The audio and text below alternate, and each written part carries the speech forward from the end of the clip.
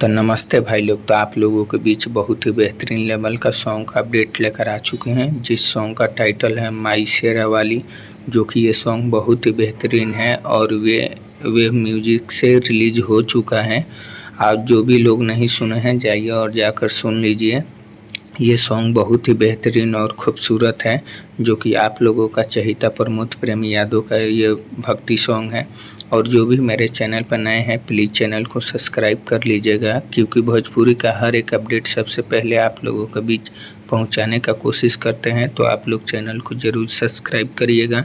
और आप लोग इसका रील चाहते हैं तो मैंने इंस्टाग्राम आईडी पर मिल जाएगा, जो कि राजू यादव 420 इंस्टाग्राम सर्च मारिए, वहाँ पे आप लोगों को मिल जाएगा। और प्रमोद प्रेमी का बैक टू बैक आजकल भक्ति सॉन्ग आ रहे हैं, तो और भी एक सॉन्ग का पोस्टर आने वाला है, तो शाम तक आ जाएगा। तो उसका भी मैं वीडियो के माध्यम से आप लोगों को बता दूंगा कि वो पोस्टर कब आ रहा है और उस सॉन्ग कब रिलीज होगा। तो आप लोगों को वीडियो के माध्यम से हर एक अपडेट पहुंचा दिया जाएगा। तो सब्सक्राइब करके ज़रूर रखिएगा।